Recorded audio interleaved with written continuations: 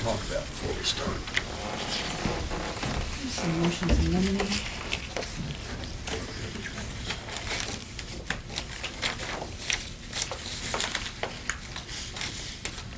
I file a motion with regard to KRE 608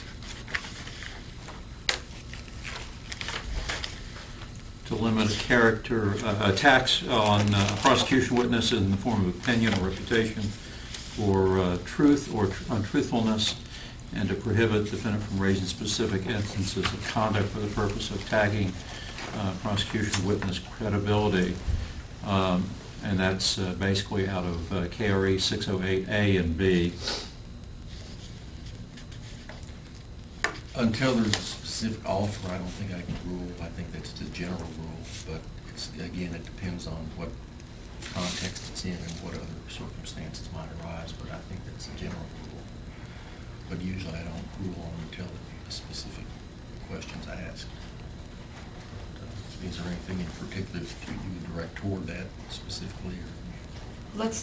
It's worded a little vaguely in regards to who they're thinking of, but needless to say, there's some credibility issues with their witnesses, and I'm certainly entitled to attack their credibility. That's my job. If these are witnesses that have received the benefit of some deals in order to testify against my client, I have no choice but to address their credibility. I don't think the deals are off limits. I think. Yeah. Well, I hope not. But what do you mean you hope not? Well, I hope that they're not going to object to my talking well, about their deals. Let's just wait till that comes up. Okay. But there's other acts that they have that have happened since the deals. There's other behavior linked to the events of this day that I think that I do want to bring to the jury's attention. And I don't know if this motion that they've made is saying they don't want me talking about Christina Kimmeter's most recent arrest, the fact that there was a child present in the home during a drug trafficking situation. What would that have to do with this case? Well, first of all, that's criminal abuse. What does that have to do with this case, though? It goes to the credibility of these witnesses. Is it whether she had a child present during the... Well, also she received a benefit of a deal in that because that is a criminal abuse charge, and that was never brought. And I believe there was some discussion in her interview with Agent Fagan, which is on tape. There is some discussion about child services, so that's sort of thrown out there as, I assume, a vague threat, but I guess that can be argued. So I do believe it's part of it. It's part of their overall benefit that they received in this case. You can hear the child on the tape as well. You can't hear a child on tape, but I don't know where you're going with criminal abuse charges being appropriate. Well, because you are not, to use drugs, and your witness, Amy Doyle, is going to state that there was drug use and she purchased this pill from Christina Kimmeter, and the child was present, and criminal abuse clearly states that the use of controlled substances around a child, I mean, that's against the law. And also when they were stopped afterwards and then returned home by the police, the child was with them, is my understanding. So we have people who are under the influence or suspected to be under the influence with a child in a car, and then a child is present during drug trafficking, and the use of drugs. On the tape you can hear something about smoking weed.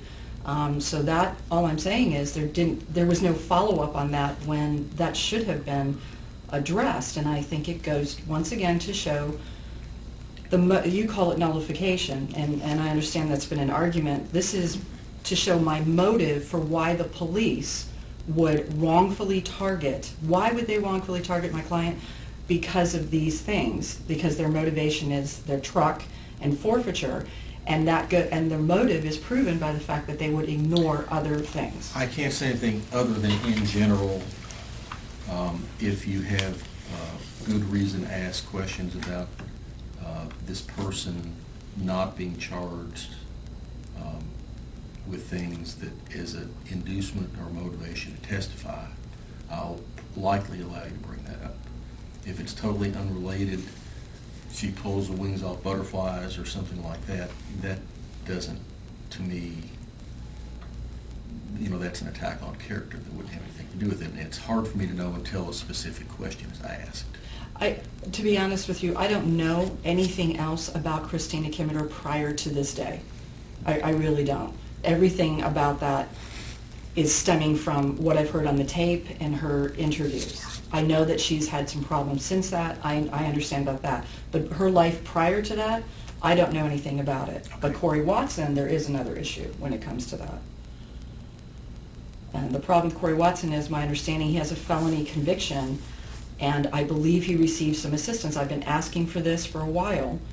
When Christina Kimmerer was interviewed, finally, by Agent Fagan, there were officers from Ohio present, and Corey Watson's situation came up in that, and then the tape cuts off. He did have a felony. With a felony over there, he was still given the benefit of a relatively decent deal here, a very decent deal here, and then he seems to have gotten some sort of probation, and I want to know, those officers are standing there working with Agent Fagan and talking about Corey's outcome in his cases there and here. So I don't know what happened prior to this, but they use that as part of their incentive. I'm still waiting for that information. But I know that Agent Fagan was present with those officers, and they were all talking about it to Christina Kimmerer. And when was that in relation to? When she was, whenever they were picked up, what was it, a year, right before trial, like a year later, when they went across the river and brought them in, and and his conversation was not taped, so and I've never been given his statement. I was just simply told he'll allude, that they would allude to this. I've never been told what his statement is. And they taped her, and in that conversation, they start talking about Corey and what's going to happen with Corey. And the Ohio officers are on that tape as well, talking about, you know who we want. You know what this is about, and we'll be helpful. Well, I'll have to wait and see the context of this comes up, and it may come in, some or most or all of it. I think it's a relevant issue if he's been treated with kid gloves because of his testifying, and it might encourage it, but on the other hand, I don't want to go too far afield into things that aren't relevant, but I can't rule at this point, but just bear in mind that that's on the table. May I also address, in regards to Kimmerer and Watson, I would argue that in Kimmerer's case, I'm renewing my motion regarding having Amy Doyle give any testimony whatsoever about Robert Osborne, prior bad acts, or what she believes this conspiracy or anything about that. And I also don't want Christina Kimmerer talking about it. And the reason why would be this.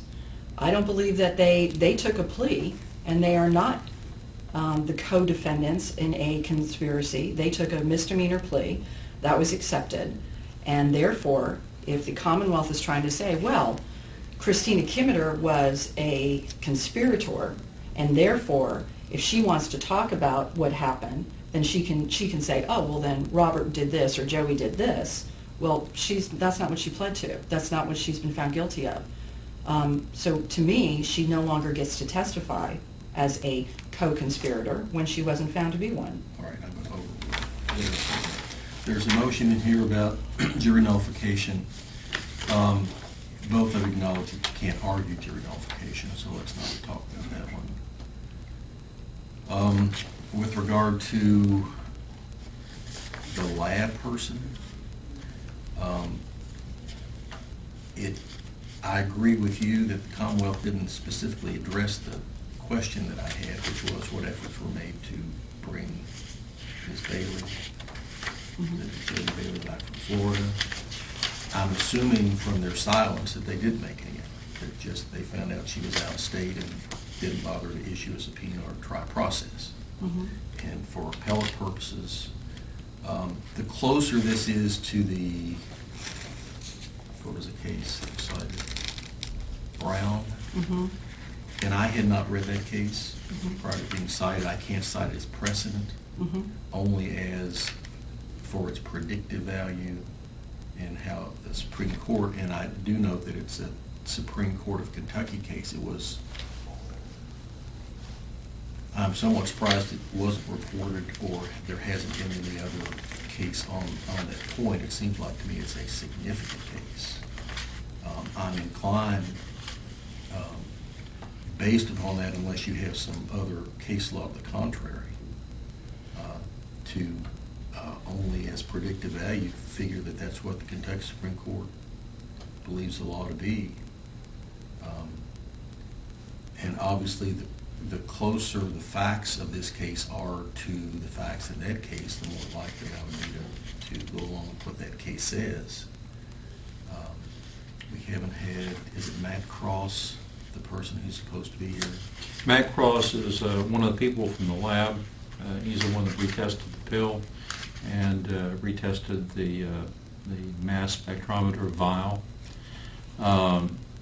Tried to obtain a new wash on the pill cutter, but was unable to obtain any discernible control substance in that wash. Do we expect to have any testimony regarding whether Ms. Bailey's testing was peer-reviewed?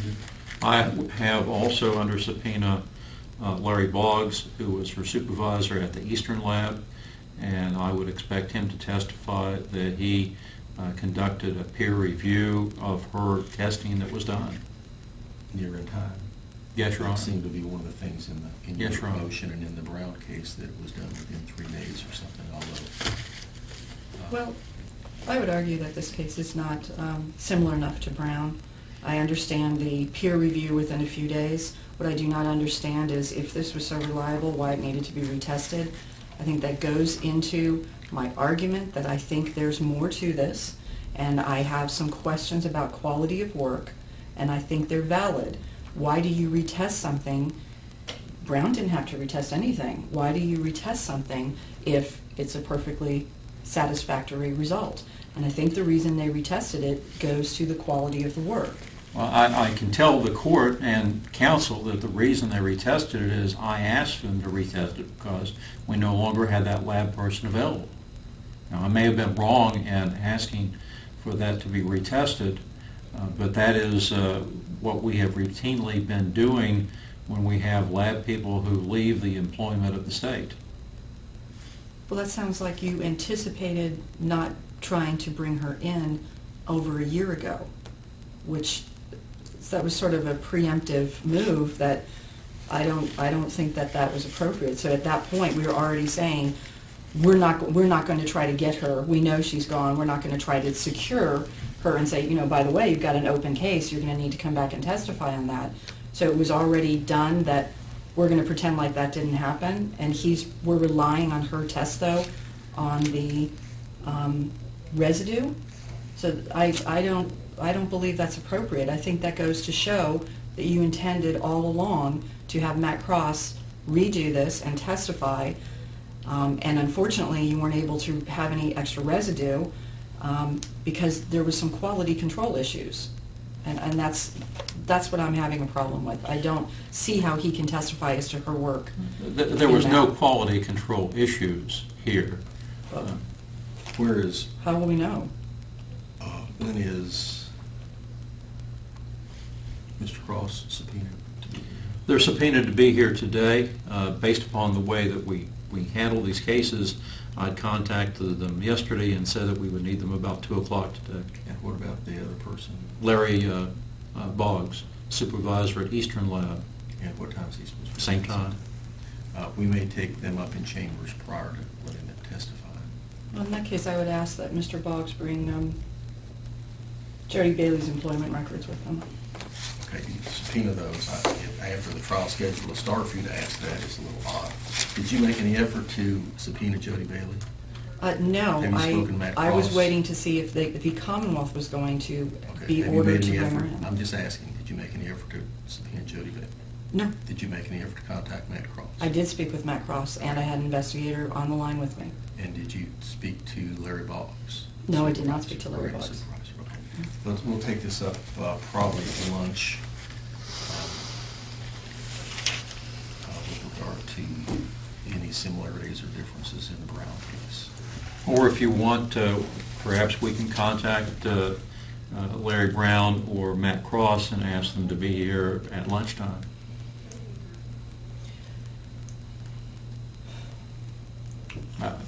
Just trying to... If they get here early, we can talk to them. Okay. I have a couple of more, Your Honor. Oh, I need to, Agent Fagan has a few times made statements in hearings about his, he just knows that there was a drug transaction going on. I want him to be limited in making statements about that, that he just knows these things. All right, limited, if you can talk to him and just say, if it's limited to that, he can observe. he, and for the court's information, he had a transmitter on the cooperating witness and was listening to what transpired during the course of the controlled drug buy. Okay. He was also monitoring what was going on from outside the residence. Well, no, he said he couldn't see what happened in the truck. There was no audio in the truck. There was nothing. He has said, well, yeah, but I know.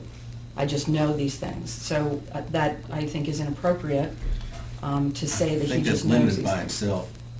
By itself, that he knows these things wouldn't be correct to say. That would limit him from saying what he saw and observed. And possibly a question later on, are these things consistent or not with drug trafficking, his experience? Mm-hmm. But depending on what's said and what facts come out, of course, that's subject to rigorous cross-examination as well. The other thing he's testified to in grand jury and preliminary hearing is Jewel McLean's statement. He takes it as her saying, I didn't think you were doing this anymore, and he's saying it's referring to trafficking, it's hearsay, and I don't want him telling the jury what Jewel McLean said. I don't see how he should be able to do that. Mr. Atkins. I had not planned on asking him about what Ms. McLean said.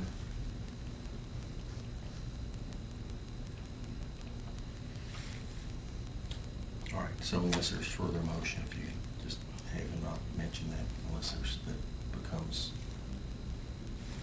is made relevant somehow.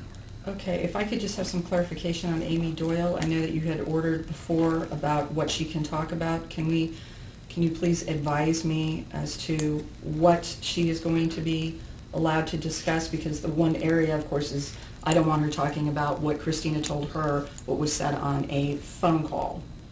And I believe the Commonwealth wants her to be able to say that. Well, we intend to play that phone call. You mean the tape where you can hear Christina talking to somebody Mm-hmm. on the phone? I've never received phone records of any kind, so I would argue that they don't get to say that that was between Christina and Robert Osborne. They've had 2 years. Christina and Robert Osborne. No, the recording is a recording between Amy and Christina.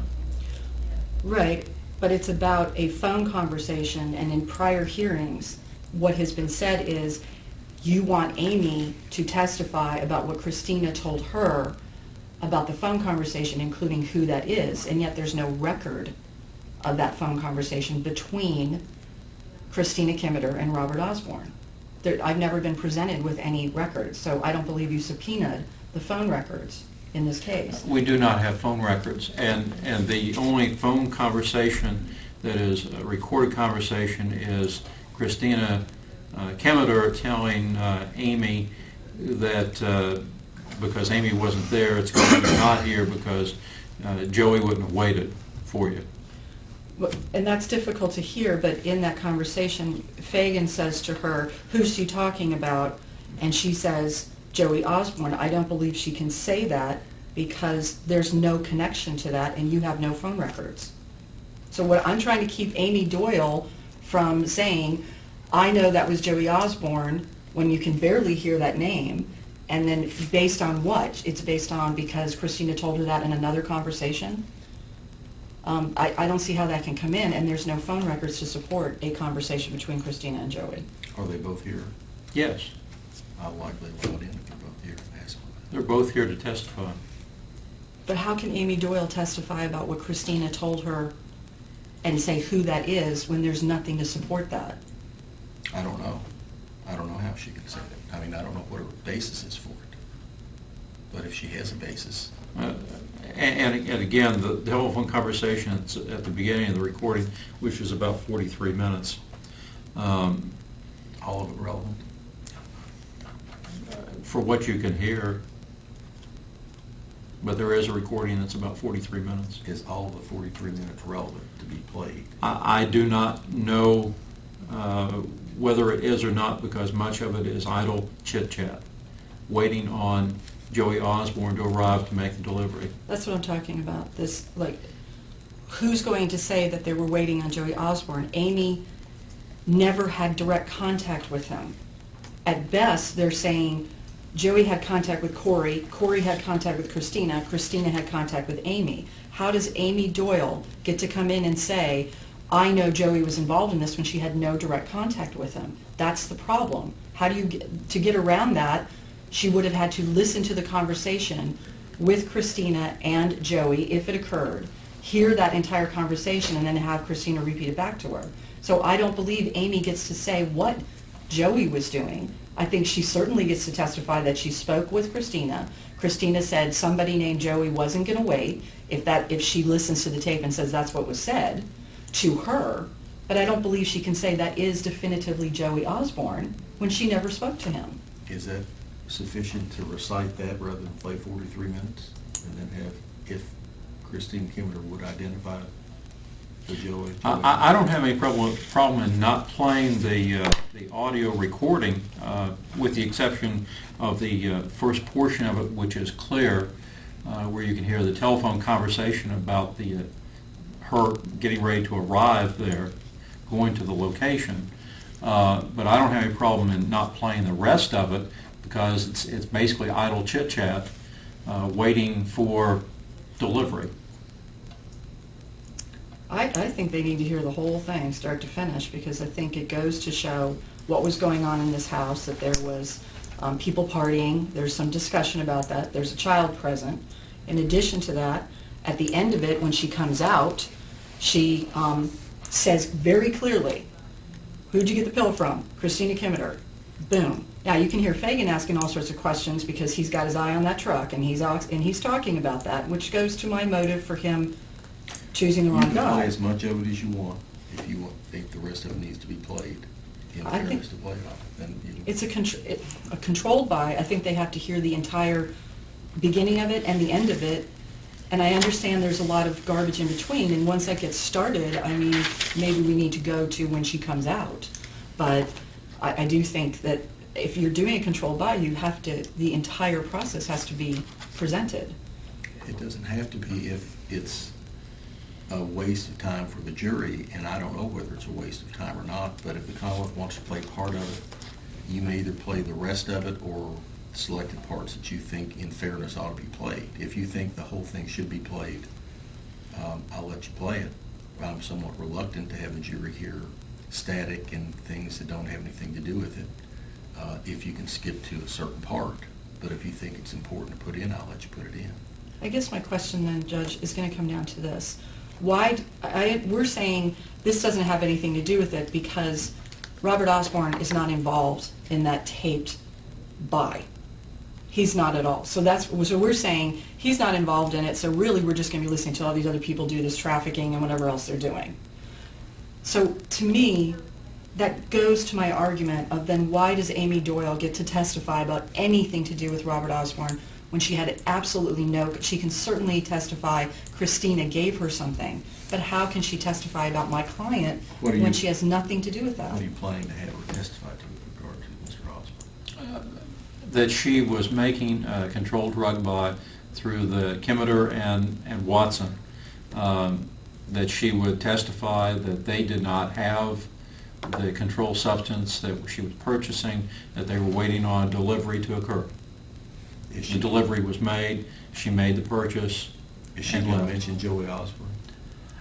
Or Robert and J. Osborne? She, I think, is going to mention Joey because she was given the name Joey by Kimmerer and Watson. Okay. What is juror reluctant to have her testify to?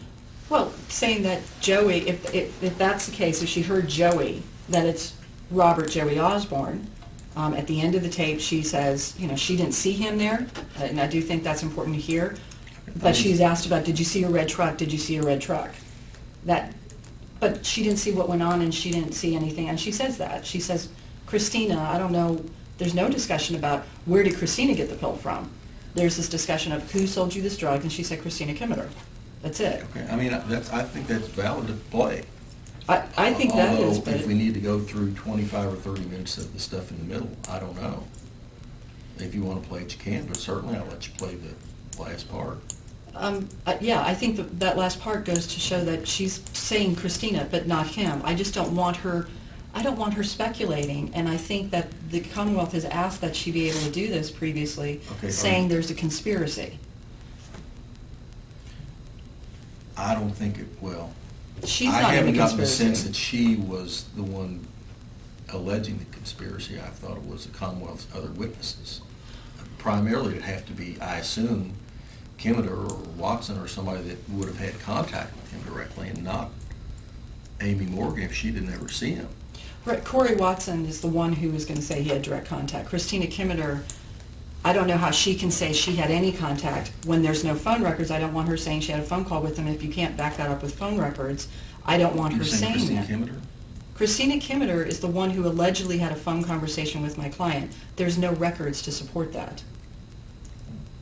If Christine Kimmerer says she talked to Mr. Osborne, I believe she has a right to testify as to that, or the Commonwealth has a right to elicit that. But we have the right to say there's no phone records to prove that, and she never had direct contact in person with Robert Osborne. Commonwealth in possession of phone records? No, Your Honor, we're not. Defense in possession of phone records? Such. No, but as far as I know, they don't exist. I don't see how I can preclude anybody from saying they talked to somebody on the phone just because phone records aren't admitted into evidence. But what that phone conversation was about, and saying this is part of a conspiracy and there's nothing to show that they even spoke to each other, there's nothing to support that. It's just her saying it to Amy Doyle, and then Amy Doyle can say, she told me Joey was coming over to drop off the drugs. All we hear is, Joey's not going to wait. I don't want her elaborating on what that means. You don't want Amy Morgan elaborating on... I don't want her elaborating on it, and I think it would be improper for Christina Kimmerer to elaborate on it when she never, in fact, met with Robert Osborne. That she can say, I spoke to him on the phone, but what they want is for her to say, I spoke to him on the phone, he was bringing the drugs, he told me that, I told Amy that. They want Amy to say, she told me Joey wasn't going to wait, so I needed to get over there to buy the drugs. That's what I'm talking about. It's just sort of this connecting the dots through all these other people with no foundation.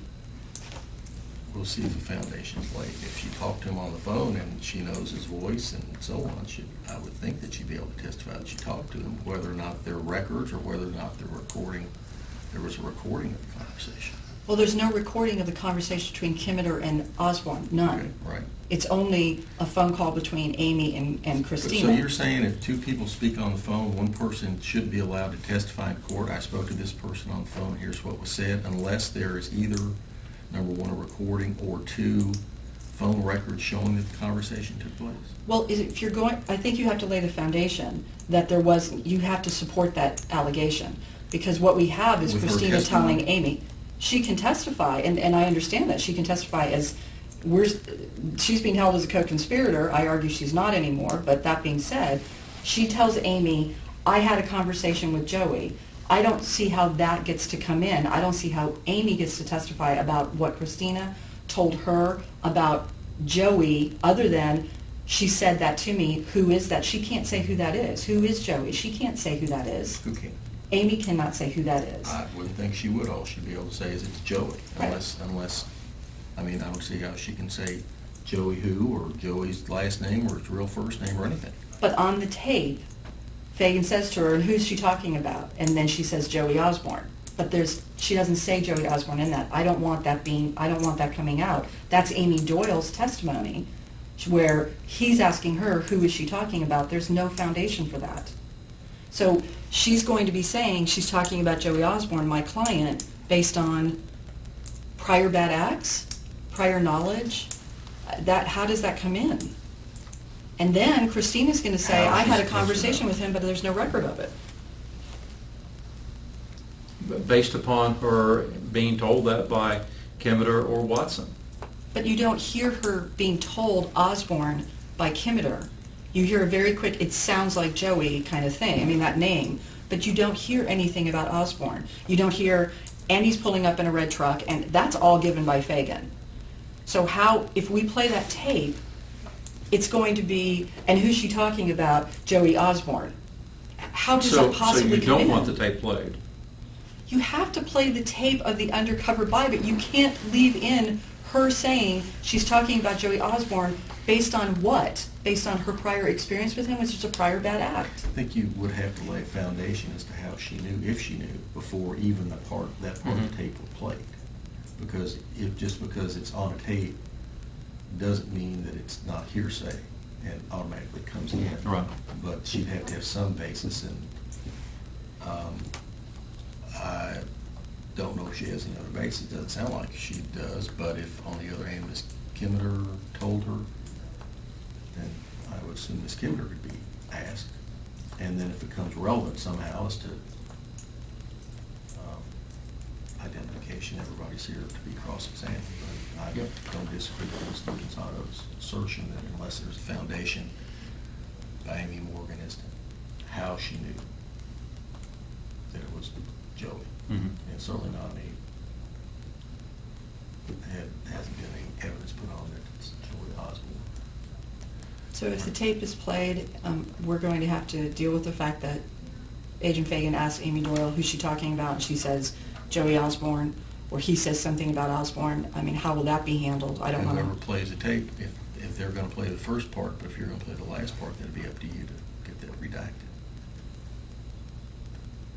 I don't know if the last part says anything about him specifically. It's talking about the truck, and did she see him, or did she see the truck? But the first part, he asked her, who was she talking about on the phone, that very first part, and she says Joey Osborne. And that's the part that I don't think should come out. Let's not play that part, anybody, unless we have some further conversation about it. Okay. Or And foundation about how she knows who Joey is. Well, but then that can go into, I believe the conversation goes into this, do you know him, like have you bought drugs from him before, or something like that. That seems like a prior bad act, and I don't think that's admissible. That's, Amy Doyle is it's a dangerous area to go Any motions into. on that prior bad acts from him selling to her? No, not aware of any. Put that in there. Instruct her not to mention that unless we have some kind of a hearing to determine if there's a foundation on it. You know, there could be, but it doesn't sound like there has been one demonstrated yet, so let's try to avoid that if we can. Okay. All right, anything else we need to do? No, I'm renewing all my other earlier motions. I don't think we need to go through them one by one, but I would just say, renew all of the ones. And I've got your ruling on that, unless something has changed. You were supposed to prepare an order on one issue, and I don't think you ever prepared one with something like that. I think I did. It wouldn't go. Records from the task force or the sheriff's office. Maybe the sheriff's. Anyway. All right, I want to give you all as full an opportunity to select your as you can. I don't want to go amazingly long. I'd rather limit it to 30, 45 minutes apiece if we can. I'll ask some questions first, but I don't want rhetorical questions and conditioning questions. I just want to be able to ask questions we can pick a jury rather than go too far afield or lectures and so on and so forth. Okay. All right, anything else?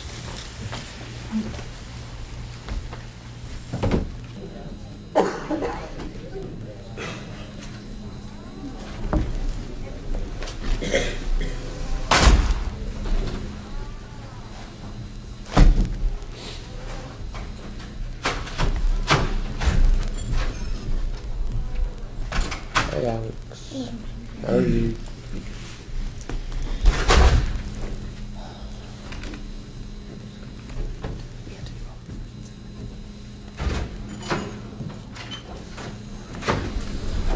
All rise. Mason County Circuit Court is now subject to Honorable Judge Stockton Wood presiding. Please turn off all cell phones at this time. Please be seated.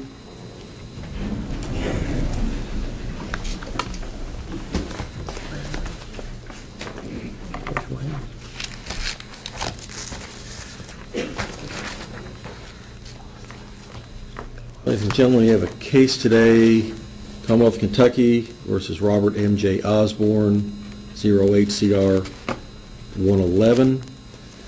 Commonwealth ready to proceed? Did he? Any of you need headphones? All right. Does that work?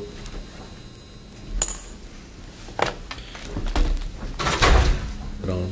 Can you hear? Anybody else need any?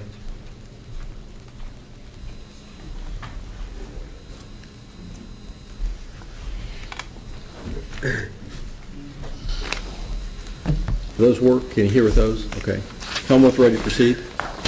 Commonwealth is, Your Honor. Defense ready to proceed? We're ready, Your Honor. All right. Would you call the roll, please? Barbara Silvers. Here. Rhonda Sullivan. Here. Donna King. Here. Dorothy Armstrong. Here. Jim Moose. Here. Paul Redmond. Here.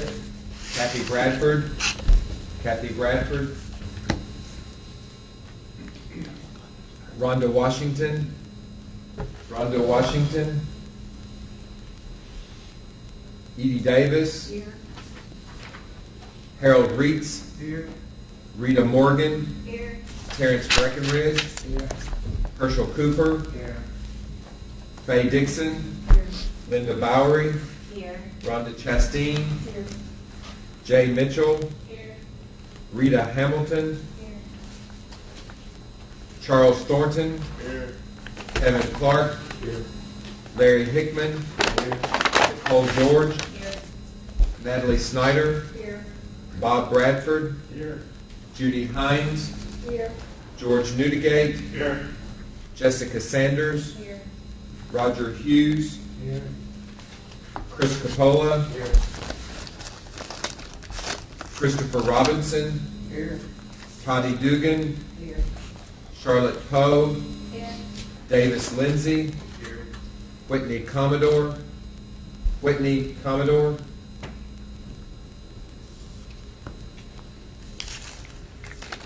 Donna Fryman. Here. Charles Wilson. Here. Paul Freeland. Paul Freeland. Brandon Insco. Brandon Insco. Ronald Sims. Here. Irene Clark. Here. Kenneth Creech. Here. Shelley McCord. Here. Anna Connie Muse. Here. Billy Barber. Here. Sheila Hornback. Here. Amanda Maynard. Here. Any whose name I did not call.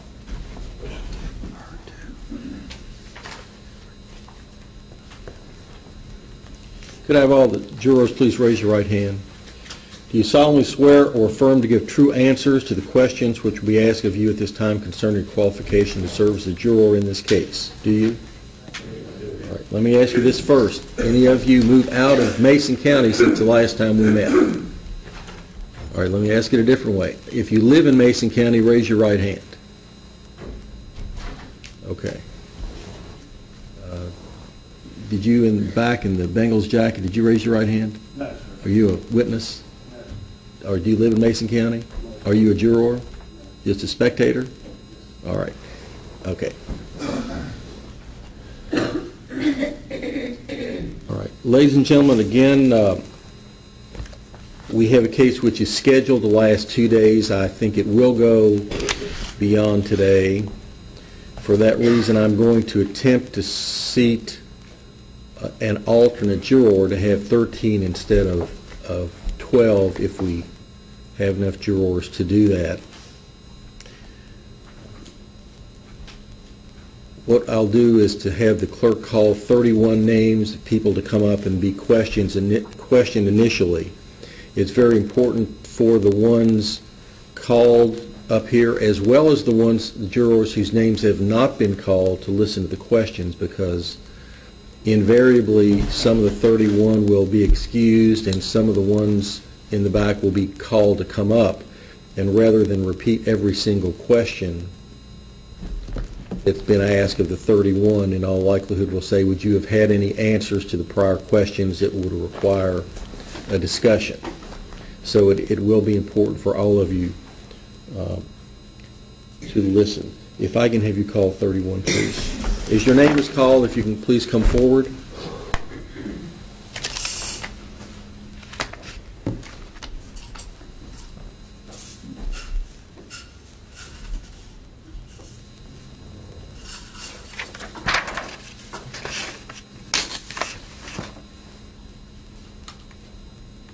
Shelley McCord.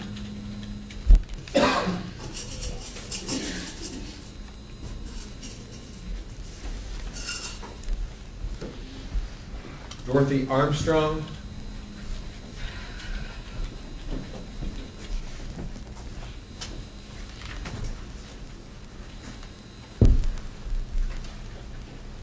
Christopher Coppola.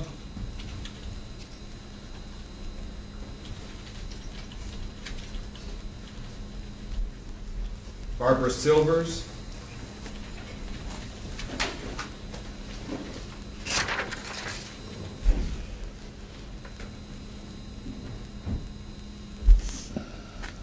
Christopher Robinson.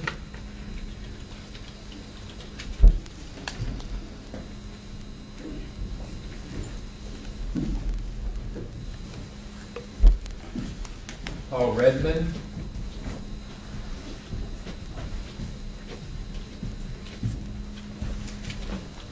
Harold Reitz.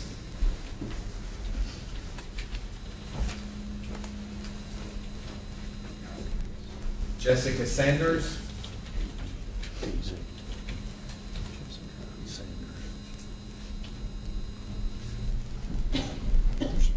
Donna Fryman.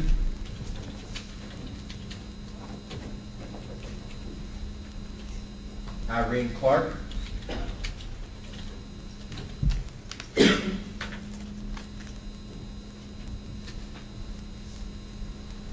Herschel Cooper.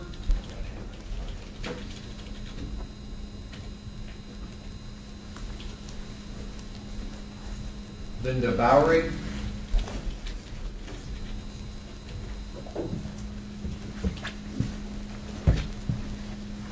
Edie Davis.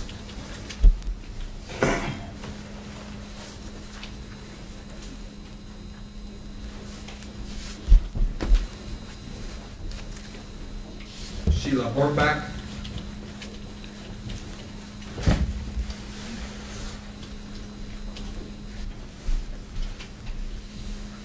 George Newdigate. Jordan. Terrence Breckenridge.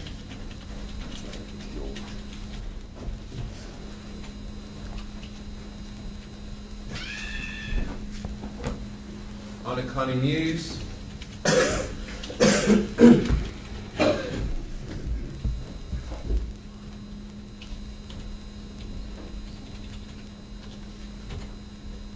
Larry Hickman.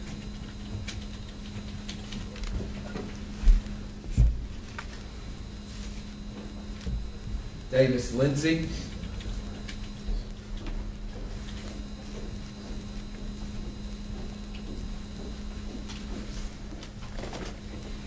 Charles Thornton.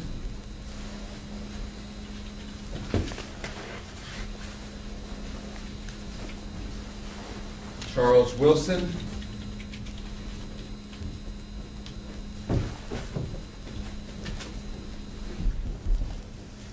Rhonda Chastain.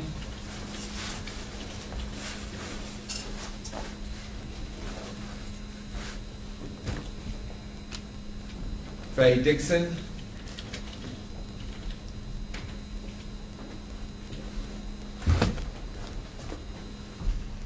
Rita Morgan.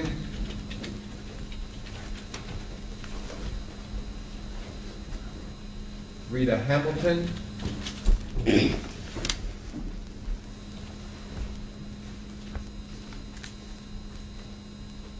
Charlotte Poe.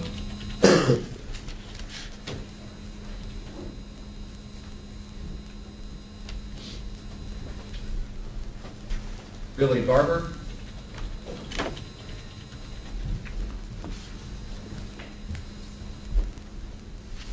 Nicole George.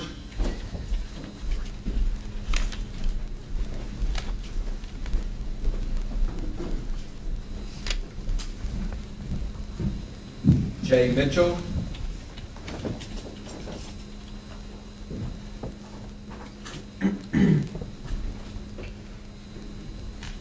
Bob Bradford,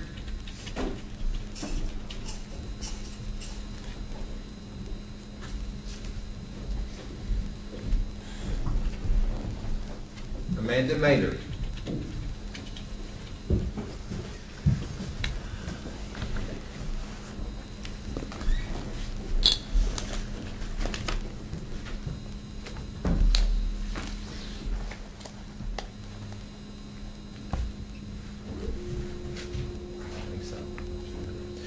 Ladies and gentlemen, I believe we've had one trial previously, is that right, this term? There's been one, two. I've got 3 counties. It's hard to keep track of which ones I have when. As you know, this is called jury selection. It's a chance to give the court and the attorneys a chance to question you as to whether this is a proper case for you to sit on, if you could be fair and impartial in this case.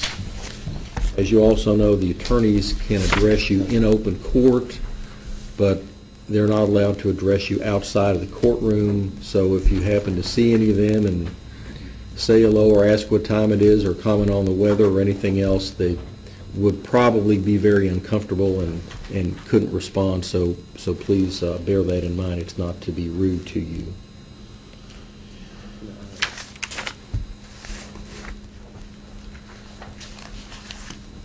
Again, we're trying to determine in this case to get a jury that's fair and impartial to both sides.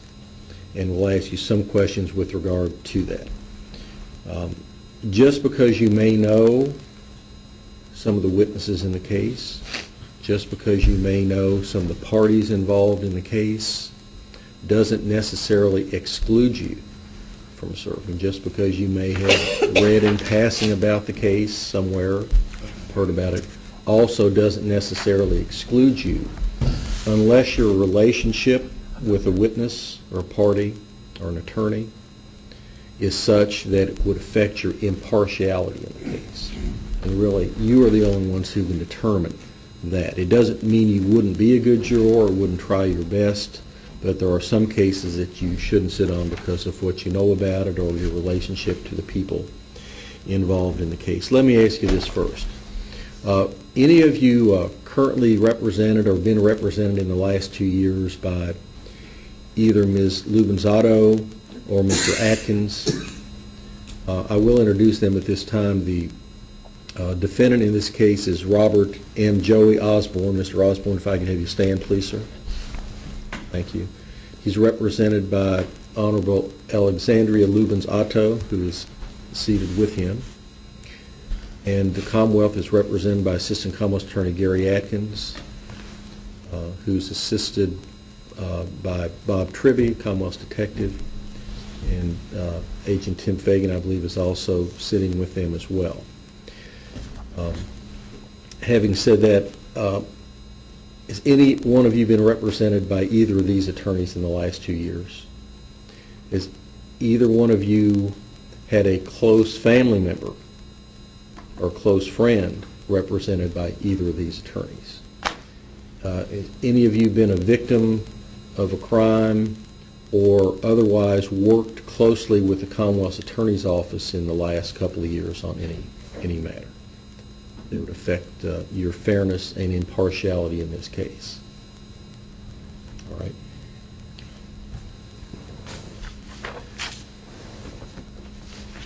I'm going to read to you the indictment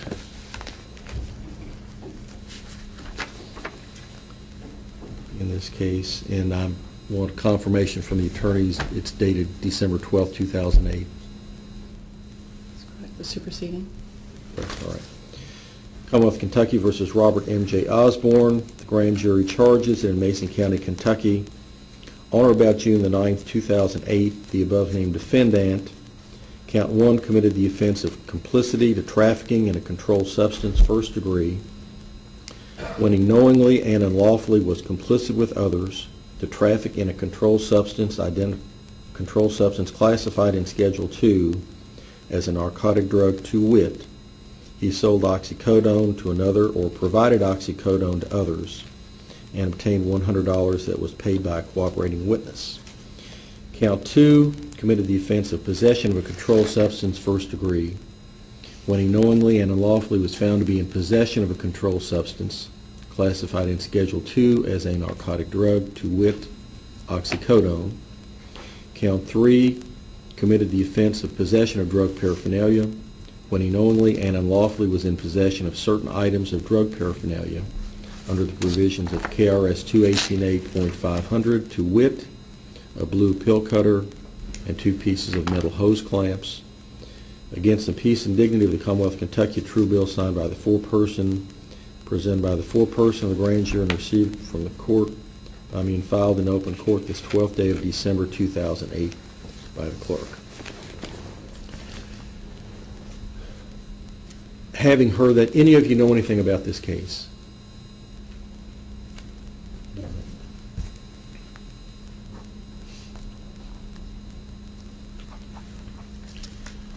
I'll let the attorneys ask you specifically about some witnesses who may testify in this case to see if their appearance, again, would affect your decision in the case. Again, the mere fact that you know a witness doesn't exclude you if your relationship is such that you would automatically think if that person testifies, I would believe whatever he or she said, regardless of what it is, and that the person is not subject to the normal human foibles of misperceiving or misstating something. And if you think the witness couldn't make a mistake or be wrong or otherwise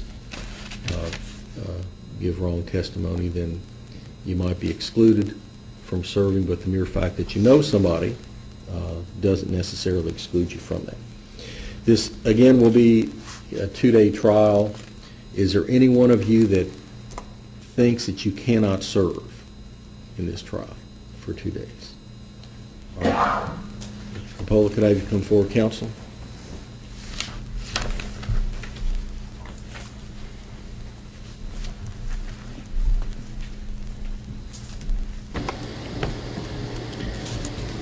If I could just have you state your name for the record.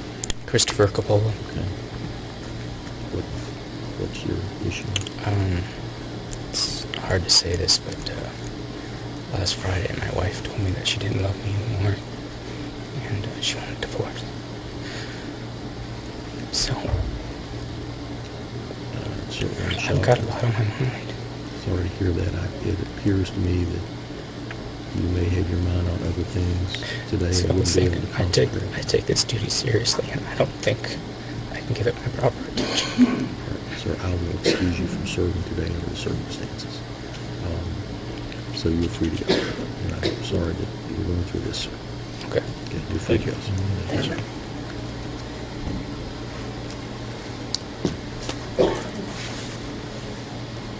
Ms. Chastain?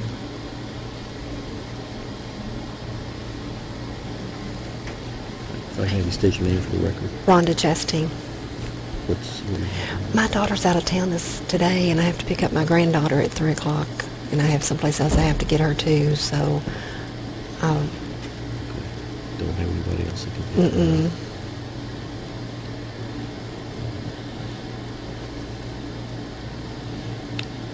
Okay. I'm trying to see how many more we have out there.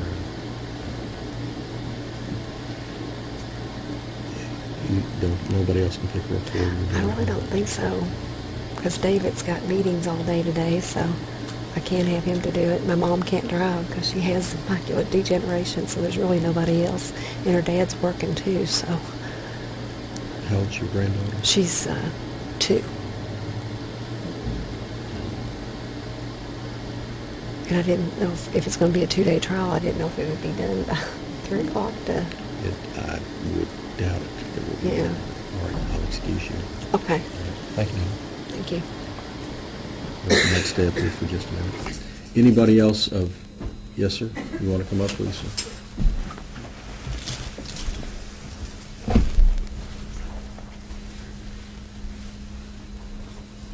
If I can have you state your name for the record. Charles Wilson. Friday, my doctor put me back on pain medication.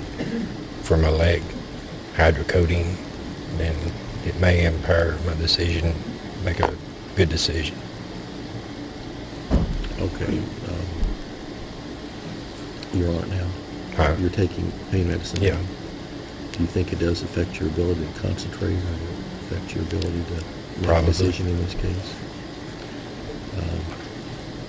Okay, any questions by the attorneys? I have some questions for you. How often are you required to take your medication? Twice a day. Okay. Were you able to understand everything that was discussed prior to your coming up here this morning? Pretty much so. And are you saying that you think it might have an effect on you, but you're not sure that it has an effect on you? It may. It may. Because I was told, use caution when driving Okay. or operating machinery. If It you're states that on my prescription bottle. Okay. So if you're not asked to drive or operate any machinery, do you think you'd be able to sit and listen to the evidence and make a fair decision based on that? I don't know. Like my mind might wander. I don't know. I think all of our minds wander. Because it does, affect me. Does it make you go to sleep? No. That's all I have. Question. When did you start the meds? Do what? When did you start the meds? Friday. Since then, have you watched TV between then and now? Just occasionally. Okay.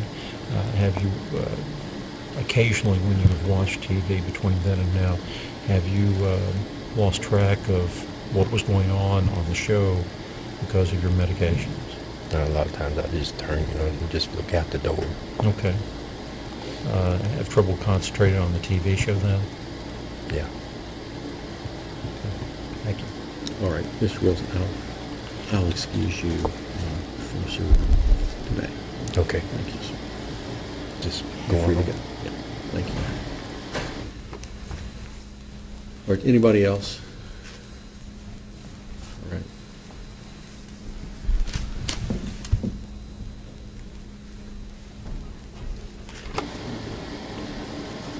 If I can have you state your name, sir. It's Davis Lindsay. All right. My main concern is just that I won't be able to keep my mind focused for that long. My wife has just recently broken an ankle, and I've been taking care of her at home, and I have to get her to surgery on Thursday.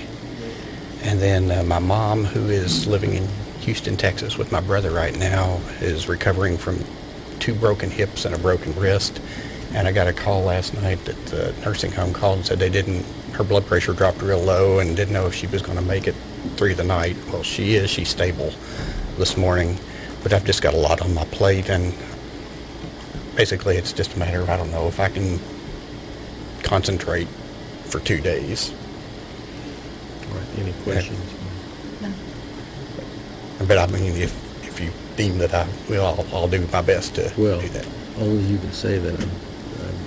I don't want to get down too low that we don't have enough jurors to serve, but on the other hand, if you can't concentrate, if you wouldn't be able to listen to the evidence and give a fair and impartial verdict and so on, I will excuse you, but I'm going to leave that up to you if you think that I'm sorry, I if you can't. think it would affect your ability to serve. I do think that it just depends on how my mom goes. I just got a lot on my mind it's. All right, I'll excuse you because I think that you won't be able to have updates on her and so on during the trial, so I will excuse you based on this. Thank you. Hope she pulls through okay. All right, anybody else? All right, call 4, please.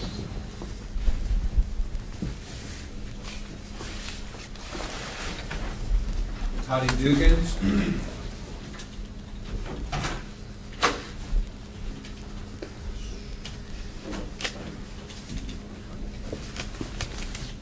Rhonda Sullivan. Joey, which seat is Ms. Sullivan going to be put in? That one or? Well, the second person that's called? One at the far end. Far end. Okay, thank you. I'm sorry, what was that name again? Rhonda Sullivan. Thank you. last name? Ronald Sims.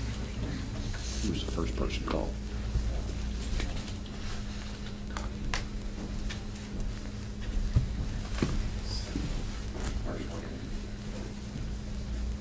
Oh, Judy Hines.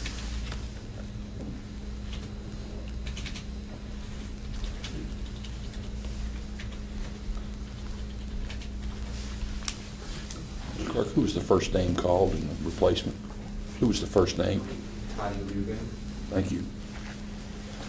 All right, for any of the four of you who were just called up, any reason that you can't serve on this trial, would you have given a response to any of the prior questions that you think you would need to address with the court? Any of you represented by either of these attorneys in the last 2 years or worked closely with them?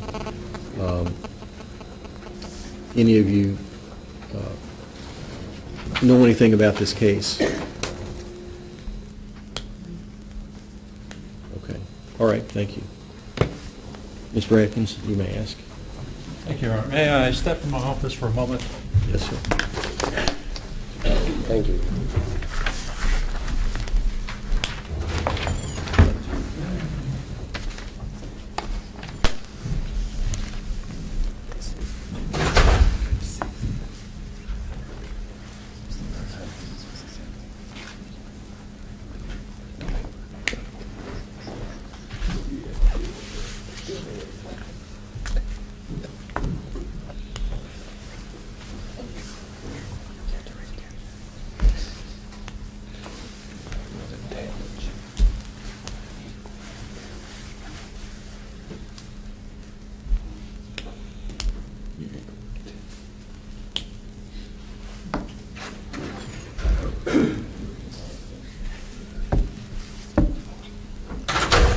Thank you, Your Honor. Yes, sir. Ruben Otto.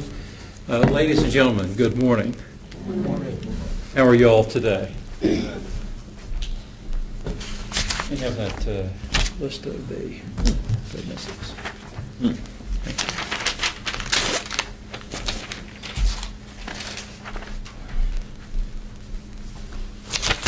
As the judge said, I'm Gary Adkins, and I'm an assistant Commonwealth attorney, and we've had a couple of trials already during the course of your term with criminal matters. So if you hear some of the same type of questions, we don't always end up with the same group of folks up here in front. So we have to ask a lot of the questions again. One of the things that I've talked about before is the question unasked, and I'm not going to ask every possible question that I could, and I'm sure that the defense counsel will not either. So if there's something that is on your mind with regard to this case, please raise your hand and raise that question yourself, if you would please, so that we can address whatever issue that may be on your mind. Okay? Would you all agree to do that? And of course, you can take notes during the course of the trial. And because this is likely to last a couple of days. So in the course of that, you may want to take some notes during the course of this. Sometimes you can ask questions. Have anybody ever been on a jury and you've been back in the jury room and you had a question that come up? Anybody? No? Okay. Have anybody ever been on a jury panel and had a question of a witness that either the prosecutor or the defense counsel didn't ask? Has anybody had that? Okay. All right. But there's a way that you can ask questions of a witness if you think that it's a good question. You can write it down. You can give it to the bailiff. The bailiff will give it to the judge. You need to make sure that the witness is still up here.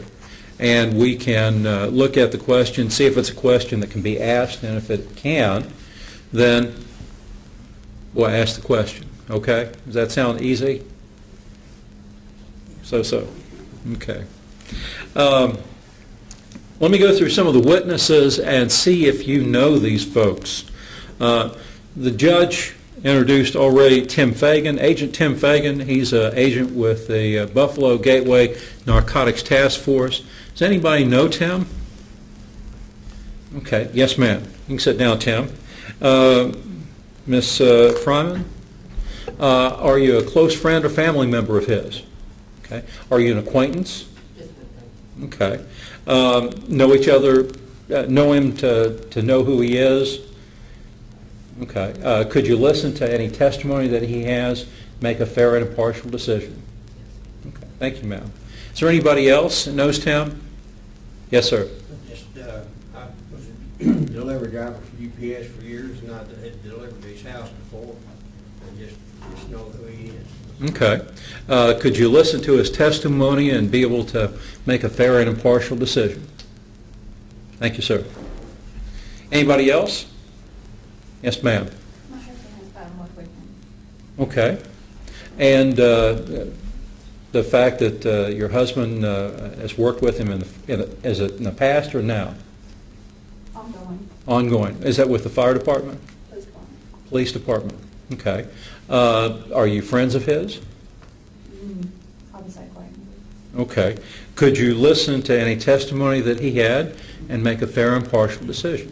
Now, the fact that your husband is on the fire or police department, could you listen to testimony in a criminal case and make a fair and impartial decision? I would probably go with the police, just because he's a police officer. Okay. Well, I know lots of, well, my wife wouldn't make a decision just because I'm a prosecutor. So you think that you would make a decision and lean towards the prosecution because your husband is a police officer? Okay. Your Honor? May we approach him? Yes.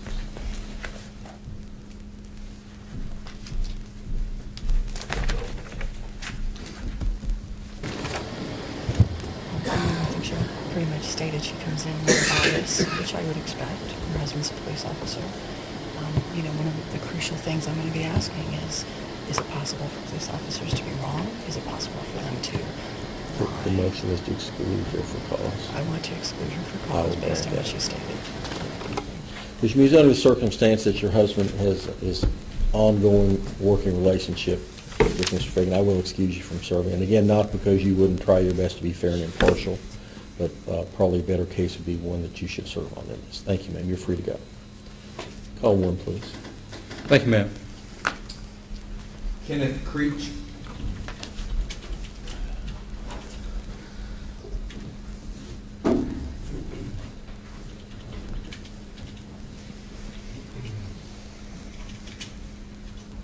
Mr. Creech, is there any reason that you could not be fair and impartial in this case? All right, Mr. Atkins. Any problem in your sitting in a trial for 2 days? Okay, thank you, sir. Do you know Tim Fagan by chance? Okay. Anybody else know Tim Fagan? Okay. Let me go through some other folks that may be witnesses in this case. Sheriff Patrick Boggs. Anybody know Sheriff Patrick Boggs? And there's going to be a lot of folks that know him because he is the elected sheriff in the county. Are any of you close friends or family members of Sheriff Boggs? Close friends or family members. You go to his house, he goes to your house, not on a police call or anything, but okay. How about Darren Boggs and Darren Hull? I'm looking at Patrick's name. Darren Hull. He's a deputy sheriff, and again, there's a lot of folks that know who some of the officers are in the community, but is anybody close friends or family members of Darren Hull? Yes, ma'am. We haven't been recently, but we went to school from Head Start through graduation, high school together. Okay, so about 5 years ago is when you last had a educational relationship there. I still consider him a friend. We don't spend much time together anymore. Okay, and he's expected to testify in this case, but you've not had much contact with him since, but you still consider yourself a friend. Yeah, when you're like, when you've gone to school together all your life. Yes, ma'am. Could you listen to his testimony and be fair and impartial? Sure. Okay. Anybody else with Darren Hall? Just, my son and I had a sports shop here in Mason for years, and he came in pretty frequent, and just knew him through that. And then Patrick Boggs, I worked with him at UPS, and he was a part-timer. Yeah. And, that's it. Okay. Could you listen to the testimony of both Patrick Boggs and Darren Hull, make a fair and impartial decision based upon their testimony? Yes, sir. Okay. Thank you, sir.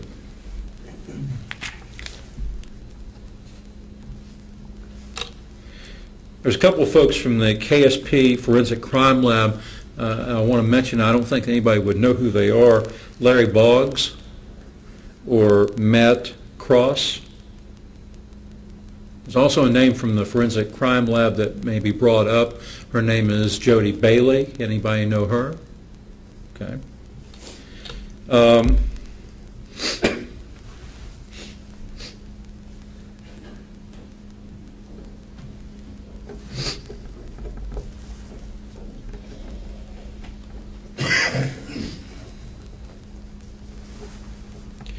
There's a person by the name of Amy Morgan.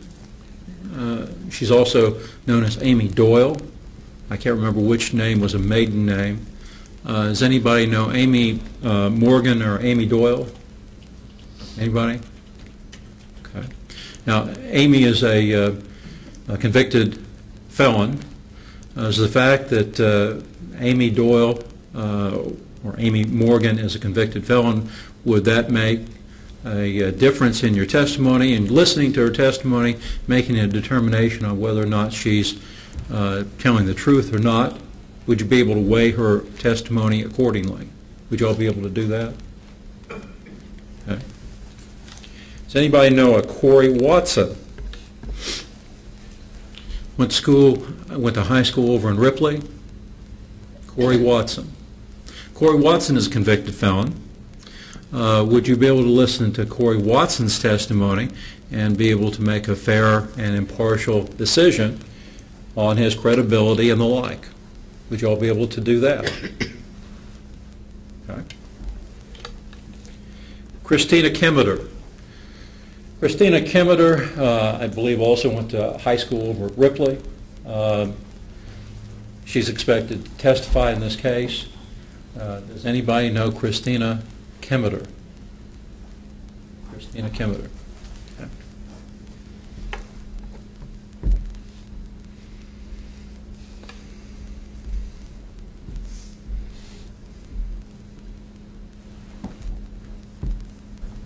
It's another name that may come up during this. A Landon Davis. Anybody know Landon Davis? Okay, and I've not been able to locate him, so I don't think he's going to testify, but his name is going to come up. I know his family. His mother taught at school in Mason County. Okay. And I taught one in him. Okay. If it's the same one. The fact that his name may come up, could you listen to the fact that his name may come up and listen to that evidence and weigh it accordingly? Okay. There's a hand in the back. I know the family, and my son graduated with Landon. Okay. And I've not been able to locate him to have him served with a subpoena, but his name's going to come up during the course of this. Could you listen to evidence, the fact that his name may come up, and weigh that accordingly? Okay. Anybody else?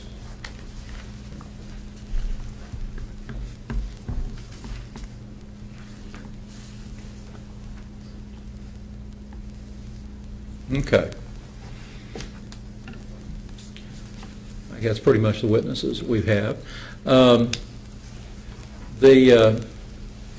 The case that this is about, and you heard the judge read this, deals with trafficking drugs, and the drug in question is called oxycodone, commonly referred to as a generic oxycodone, but it's the trade name typically is Oxycontin. Some of you may have heard of that drug. But there's a variety of drugs that fall into that category of oxycodone. So we're talking about a prescription drug that is a diverted prescription drug. Has the And another charge is possession of oxycodone, and it was residue that was on a pill cutter and a pill cutter and pipe clamp, hose clamp that were drug paraphernalia that we allege. Has the impact of drugs impacted upon any of you, your family or close friends? It has? Has it impacted in a way that is going to cause you problems in listening to evidence and being able to make a decision in the case? That's what we're looking at. Because does anybody think that drugs are not being sold here in Maysville?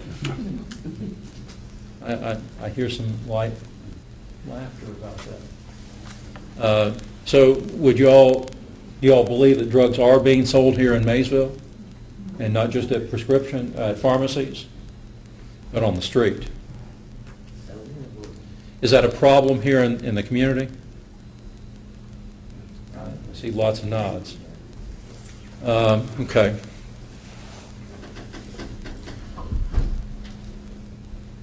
The facts of the case, and you're going to hear them during the course of the testimony and the exhibits that we're going to have during the course of this. Do you all understand that you all make the determination on who to believe and how much you're going to believe of whoever testifies? You all understand that? I had a witness or a juror tell me years ago, this stuff is hard because you have to tell who's telling the truth or not. You all have everyday experience on how people tell you the truth or don't tell you the truth? You all have coworkers or family members or folks that you just deal with on a day-to-day basis. You have to decide who's telling you the truth or not.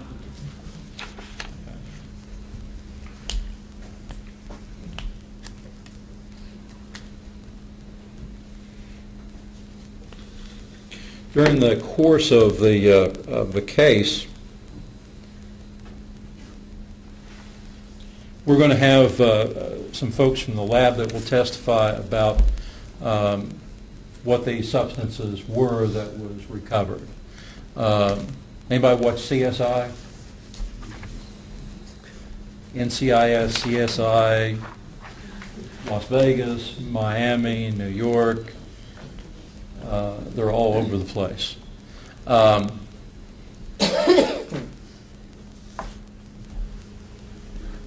You are aware that drugs are tested, and the lab can come up with results about whether something is a controlled substance or not a controlled substance. You all agree with that?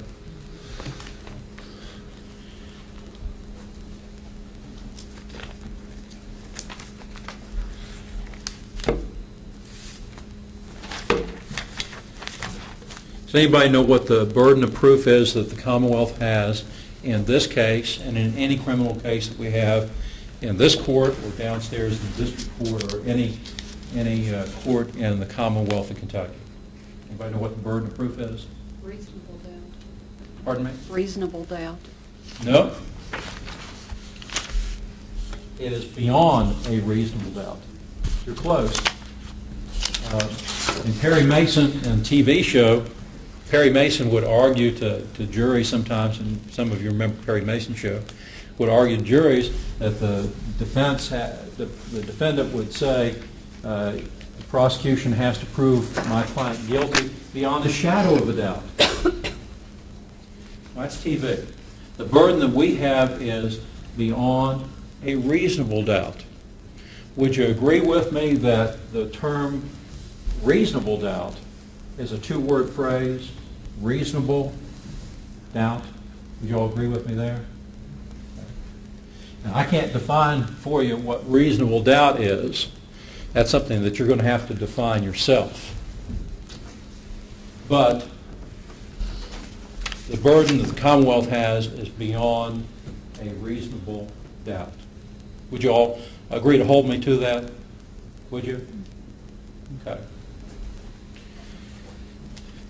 Is there anybody, for any reason, at this point, that you think that I've not touched on something, or because this is a 2-day trial, maybe you've got a molar that was extracted yesterday on Monday, you're still feeling the effects of it, and you can't concentrate, or you've got a child that's getting ready to have a baby, and your mind is on that, and it should be any day now, whatever the reason might be, because we still have a number of folks that are here in the courtroom. Is there anybody, for whatever reason, this may not be the trial for you to listen to? Anybody? Okay. Well, thank you very much for your patience with us. After we finish the jury selection process, I won't be able to talk to you in any reasonable way, because we don't want to give the appearance that we're talking to jurors, so we try just not to have contact.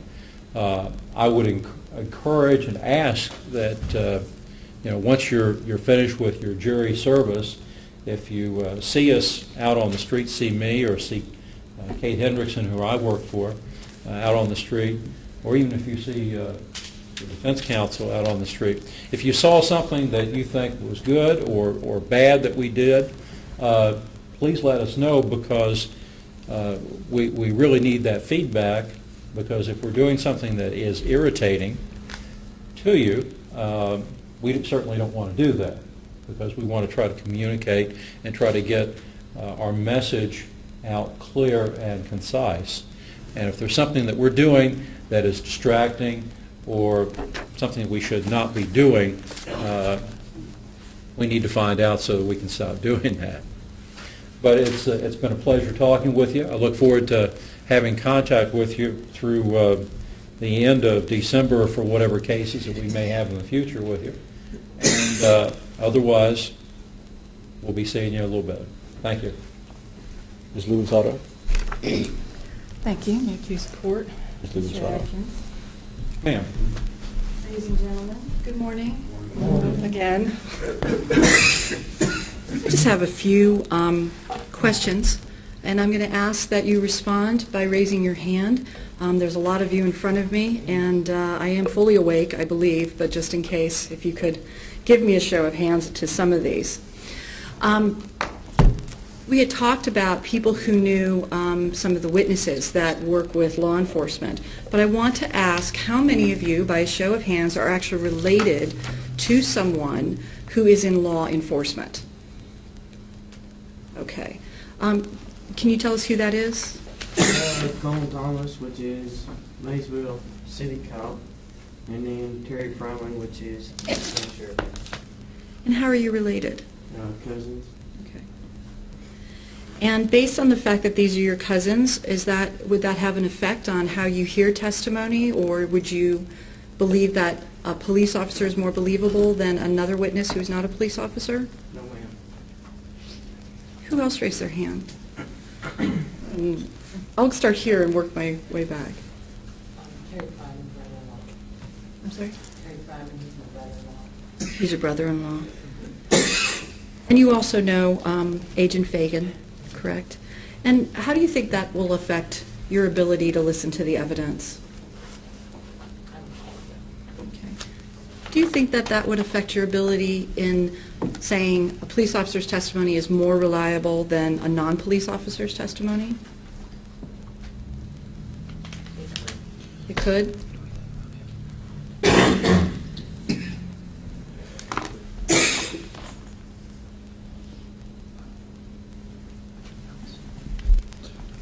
All right, and then in the second row, yes, ma'am. I have Matt Gallenstein, that's a cousin. And the same question to you. How does that affect your ability to hear testimony from a police officer and a non-police officer? Do you give one more credit than the other? You think that you would believe a policeman? Okay. Okay, and Josh Blank, he's the Florida County Sheriff Deputy. He's my cousin. does that relationship have an effect on how you hear testimony and what kind of credibility you give to testimony?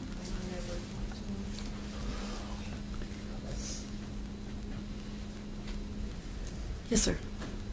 Brother-in-law is a supervisor for the Florida Department of Law Enforcement, and sister-in-law works for Valdosta Sheriff's Department.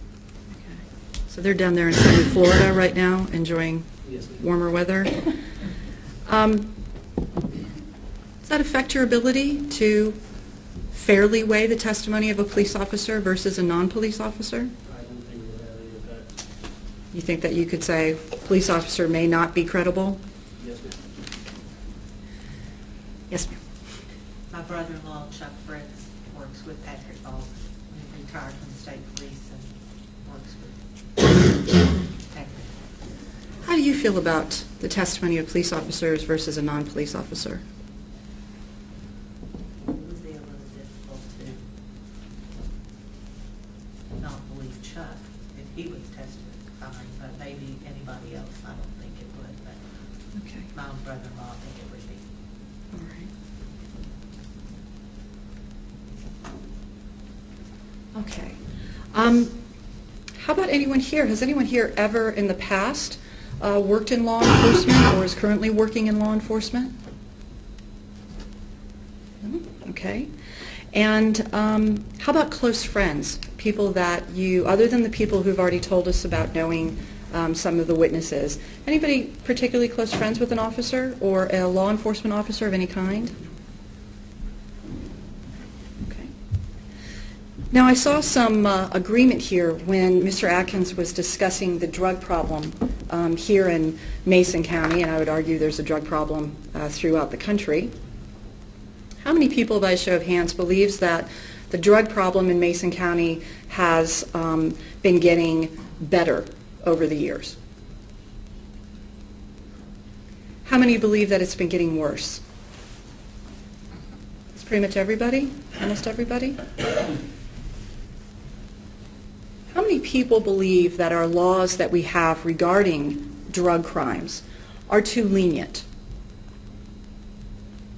For instance, this carries a penalty of 5 to 10 years in prison.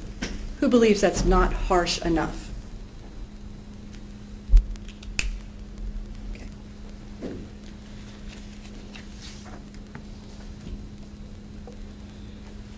Is there anyone here who feels like they would like to make an example of someone in regards to drugs and the use of drugs? Yes, ma'am. You would like to make an example? Yeah, I had a niece who was on the Oxycontin and all that. She was 47 when she died.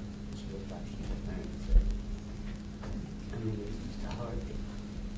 It was hard to deal with someone like that. Okay. So you, and I saw that you mentioned earlier, so you've been affected by somebody with an addiction Oh, yeah. in your family. Okay. Yeah, my niece, I don't know how she was when she started on that. She just couldn't get away from it. Like, you know, he was in Europe. They'd go through. And you feel that, I'm so sorry, I didn't mean to cut you off. You feel that you would like to make an example, you feel, for them? Yeah.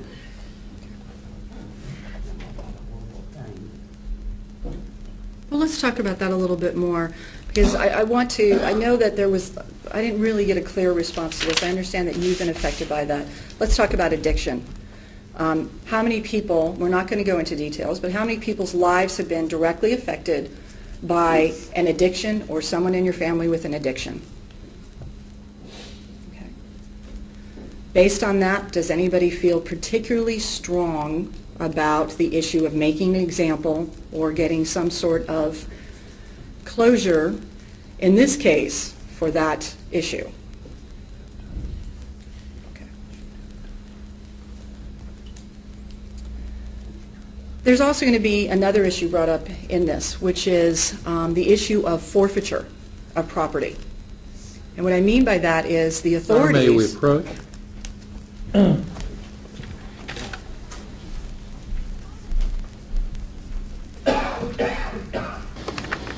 The jury is not going to be addressing the issue of forfeiture of property. That would be something post-judgment. Well, of course, that's part of our defense. This is the reason why we believe he was wrongfully targeted, was because of the forfeiture issue. And I should say that there's comments been throughout this entire case from Agent Fagan talking about, now I've got your truck, I'm taking the truck. So I think it's something that we should be able to present to them. I'd ask some of it. I think it, again, has been presented as a defense in this case and a reason suggested by the defense for a motive. I don't want to go into what do they think about forfeiture. They agree or disagree with it.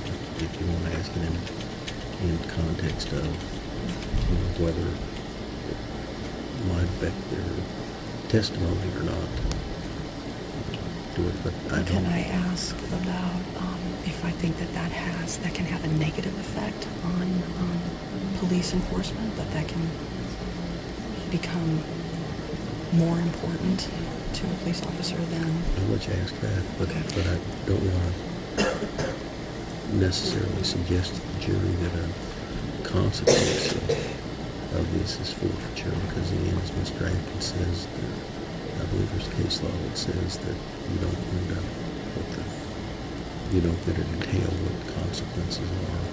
But I don't mind asking whether you believe that would affect somebody's testimony or so on. I think that's what you're intended to do. Thank you, Your Honor.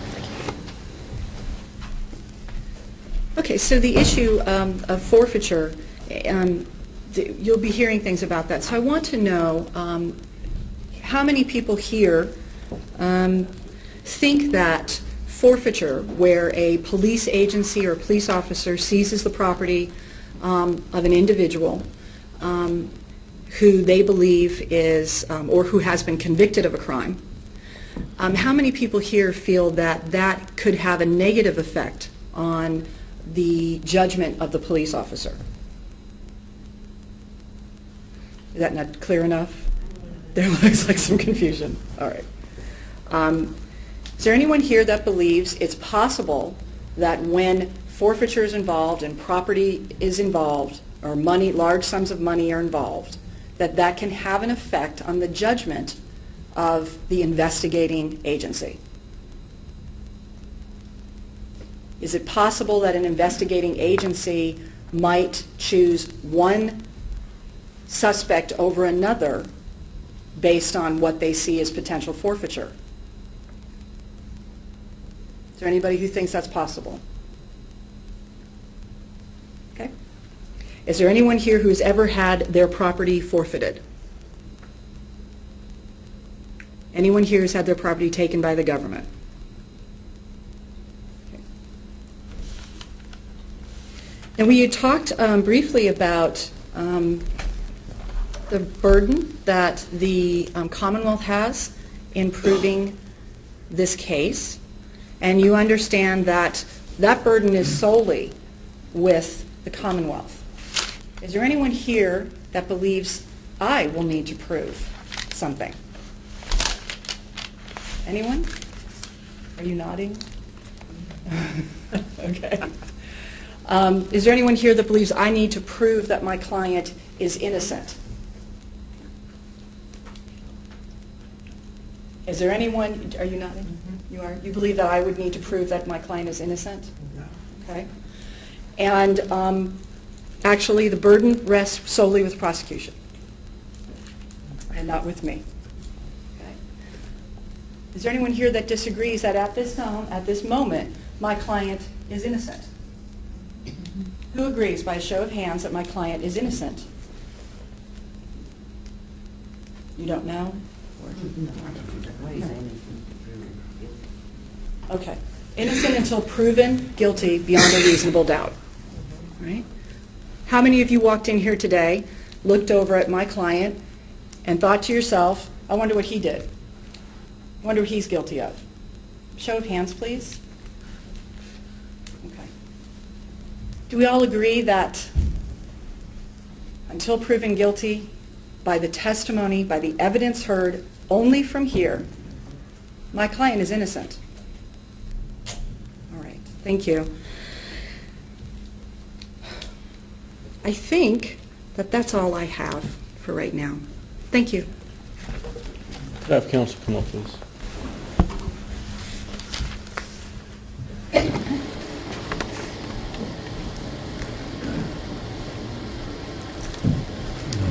What I usually do is give you 10, 15 minutes to go over with your client and probably backwards like the size most convenient just to go over that and then write down the names and the numbers of the ones that are being excused and then bring those back into the court.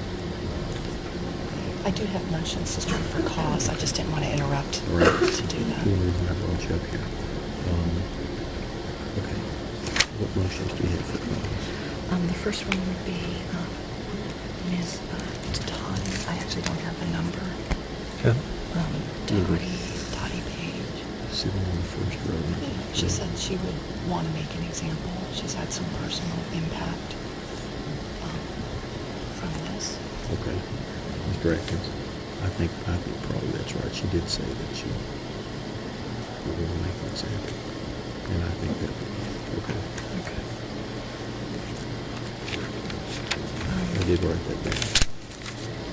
The other one I would move for is Donna Fryman, who's on the end here. She knows Agent Fagan, and she has a brother. She said it could affect, I think the fact that she knows Agent Fagan and she said it could affect her, I think it's, pretty clear that she's going to have difficulty understanding an argument where I'm saying the police officer should not be trusted. I'm going to have her come up and ask her some more questions. Anybody else? Linda Bowery. Two reasons. One, that she said she would tend to believe the police officer. And when I asked, do I have to prove something, she said I have to prove that my client is innocent. I think she's got a pretty severe bias on this. It seemed that was more of a educational issue once you straightened her out. Well, she did say she's got a whole list of family and friends that are police officers. Let me have Miss Fryman come up first. Okay. Miss Fryman, could I have you come up, please, ma'am?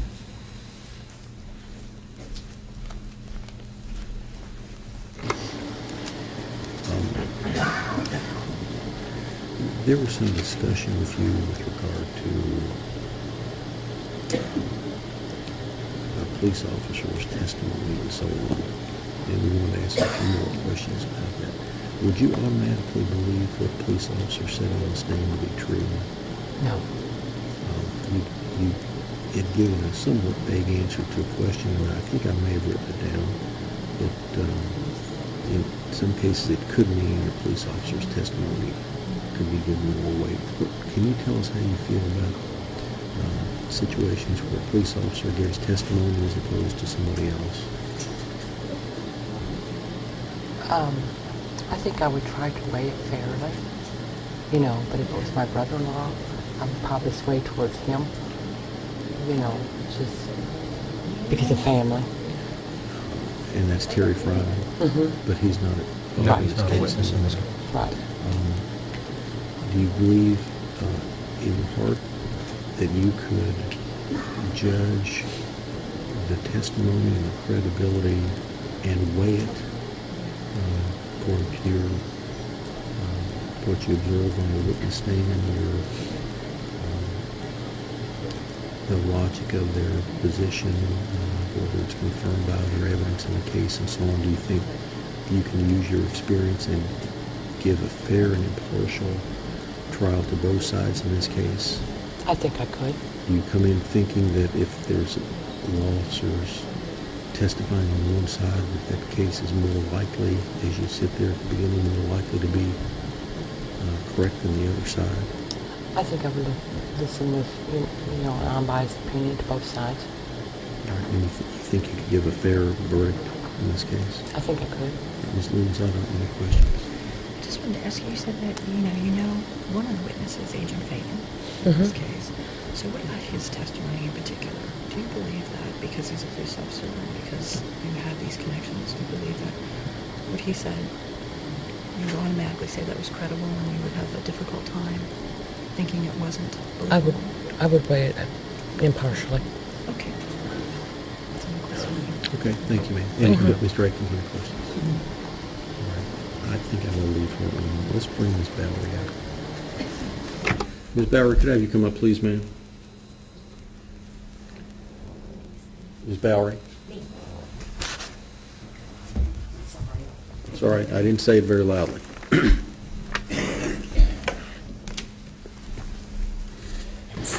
Now, first of all, let me ask you this. Okay.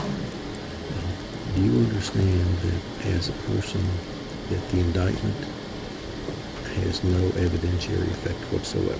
Right. That the indictment is a charging instrument, what the Commonwealth has alleged, but it is not proof Right. of anything. Right. You understand that Mr. Osborne has no obligation whatsoever to put on any evidence in the case, and if the Commonwealth didn't put on any evidence, he would be under the presumption of innocence, and you'd have to find him not guilty. You had responded to a question of Ms. Lewin-Sauter about that you thought it was up to her to prove her client's innocence. Well, I think what I meant was, you're here to prove that he's guilty. You're here to prove he's innocent, but he's not guilty until proven innocence. Is that right? That's what I'll leave that to the judge to respond to that. That's what I meant. Okay. I mean, maybe. I know you're nervous standing up here. Do you understand that Mr. Osborne has a presumption of innocence as he sits here today? He's got no, right. And they don't have to prove anything whatsoever. It's the burden of the Commonwealth to prove that each and every element of their case beyond a reasonable doubt. Okay. That gets a Commonwealth's duty to prove that. So a person who's charged with a crime, right,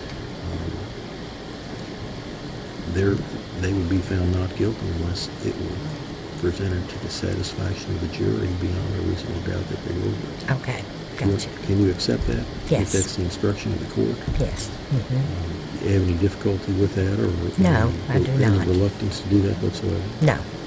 All right. Now, there was another question about you're related somewhat to Matt Gollenstein, cousin. Does he have any? He's not involved with this case. No. Whatsoever. Yeah. Would you be able or not to, if you believe in a case that an officer is mistaken or lying or wrong about something, or an interpretation, find against a police officer? I could. Now, it may be different in a case where your brother if it was right, your cousin is right. But what's your? But if it's a police officer, no, that I would be able to look past that. Do you think that as human beings are subject to the same possible mistakes anybody else can make? Yep. Mistakes in judgment or perception, or do you give more weight or credit to one, or do you come into the case thinking everyone tells the truth? No. Ms. Lewin-Sauter? You also mentioned that you know the family of Landon Davis, right? What about your relationship with them? Would that affect your ability to? No. I taught Landon, and his mom worked at Straub, but that's been a while ago. How many years ago? Let's see. Landon's, it's probably been 15, I would say, or more, a little bit more maybe.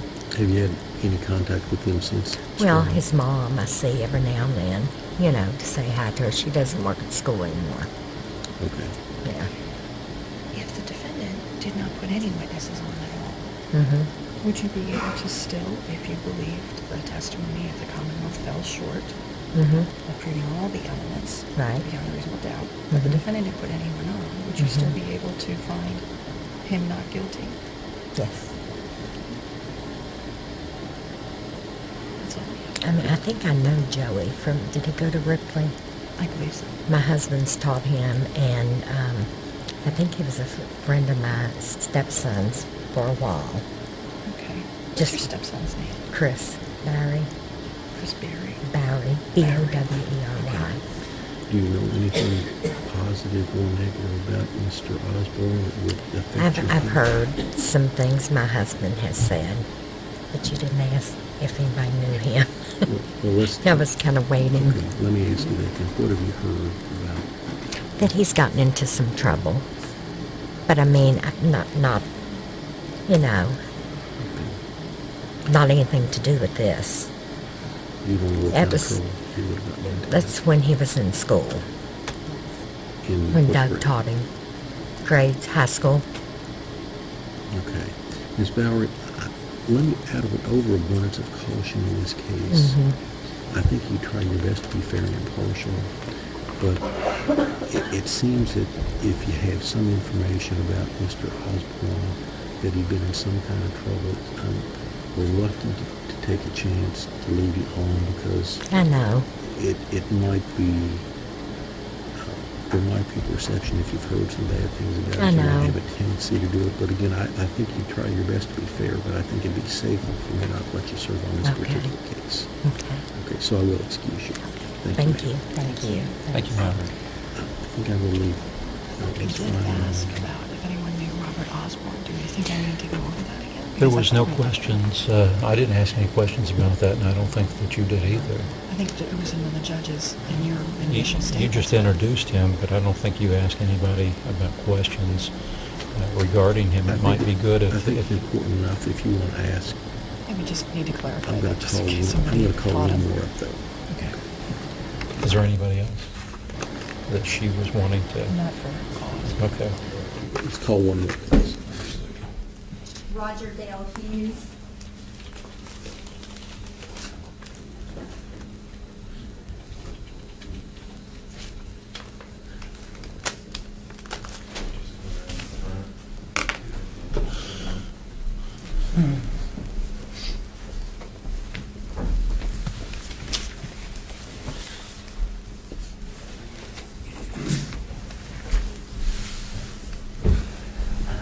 Mr. Hughes, is there any question that's been asked that you would have to give a response to in this case? Anything that struck you as you were listening out there that thought you might have to get up and explain? Do you think you can be fair and impartial in this case to both sides? Do you think you can be fair to both sides? Do you know any of the attorneys involved in this case? All right. I didn't ask this question before, or didn't go into it. Are any of you acquainted with Mr. Osborne? Any of you know Mr. Osborne? Okay. Could I have you come up, please, ma'am?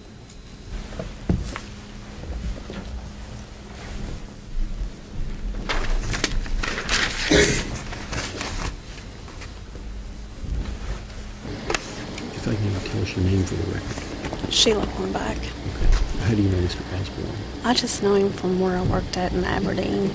He was in and out of the store and stuff. I don't really know him, but I know who he is. Where did you work? The Shell station. Okay. You know anything about this case? I don't remember anything about it. So you don't know anything about him, just recognize him? I just know him. Yeah, and I just know him because I seen his mom sitting back Do you know here. anything positive or negative about him, either one that would cause you to lean one way or be biased one way for or against? No. Okay. All right. Any questions? Thank you, ma'am. Thank you, ma'am. All right. Anybody else that knows Mr. Osborne or has? I might know two of the witness from the prosecution. Okay. Could I have you come up, please, ma'am?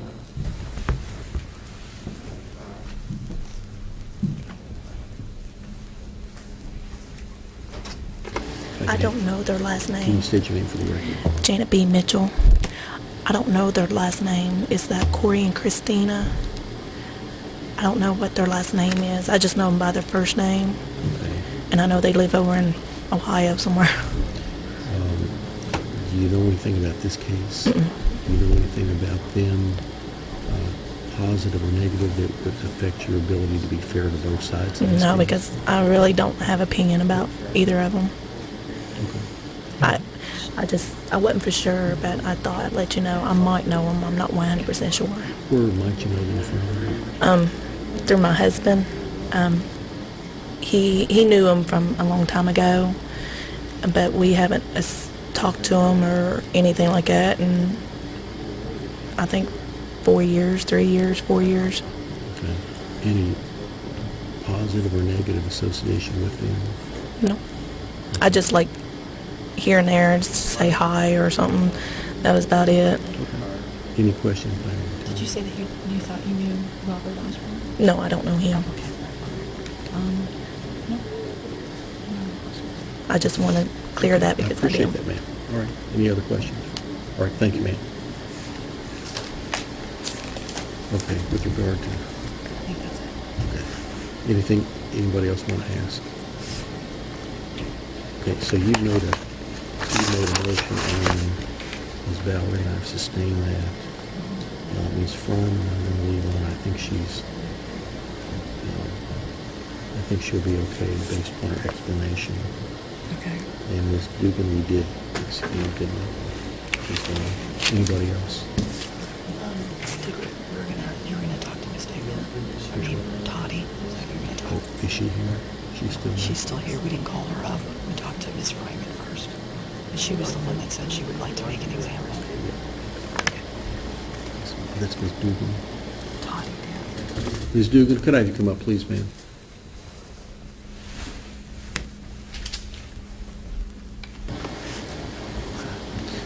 Have you served on a jury before? No. Okay. What we're thinking, ma'am, is this. I know you've had some bad experiences in your family with drugs. Yeah. And we're thinking that this may not be the best case for you to be able to sit on because it seems to be fresh in your mind and it seems like that a different type of case may be better for you. Yeah, I wish I could talk to kids and just tell them, show them what she looked like. I mean, it's unreal what all of them does to. All right, I'm going to excuse you from serving today. Thank you, Mr. I appreciate Thank your you. time. Thank you. What do you need, one more? Okay, it's Toddy, Fryman. I think that was it. And so we have one spot that's empty, is that right? Call one, please. James Moose. Sorry, the last name? Moose, M-O-O-S-E.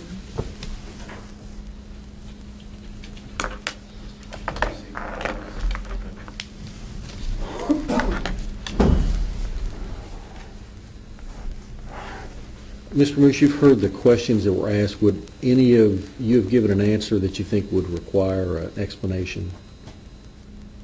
No, I don't think so. Do you have any biases or prejudices in this case that you believe would keep you from being fair and impartial?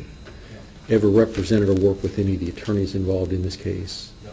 Have a close relationship with any of either the defendant or any of the witnesses or people involved that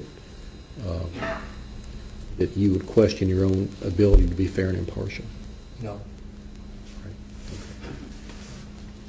Mr. Atkins, any questions for No, Your Honor. Ms. Lubenzado? Just a couple. Are you familiar with Mr. Osborne or his family? No. Are you related to anyone in law enforcement or good friends with anyone in law enforcement? Meaning in the police force or sheriff or things like that? Anything like that, or corrections officer, anything? No. No? No friends or family? No, not in the police force, detectives, nothing like that. I know some judges and so forth. Oh, you know some judges, okay. Have you ever been involved in law enforcement or the court system? No.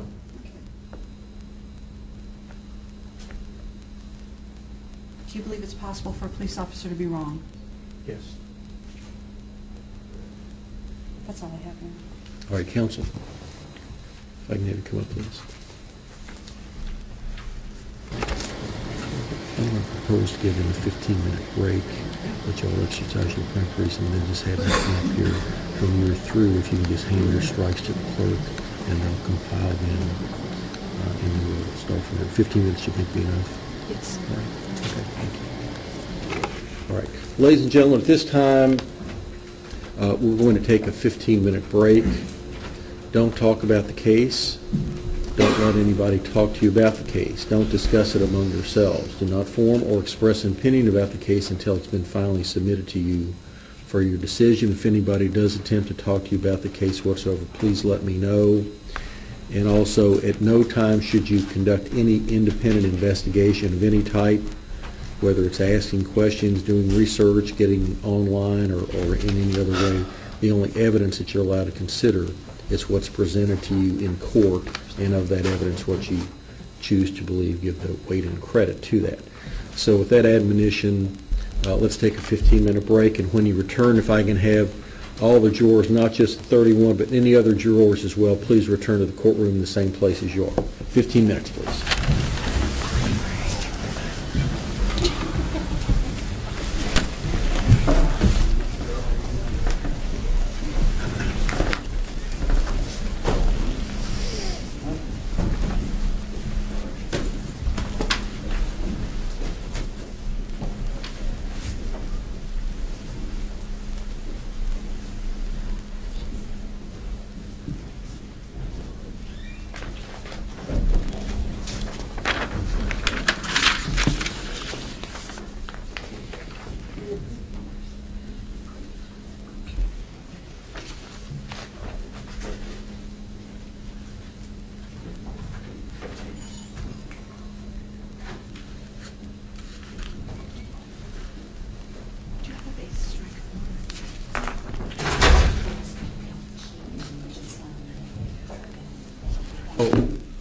Ms. Luventhaler, 9. You have an alternate, so we'll have 9. We need to make sure Mr. Atkins knows. You'll let him know.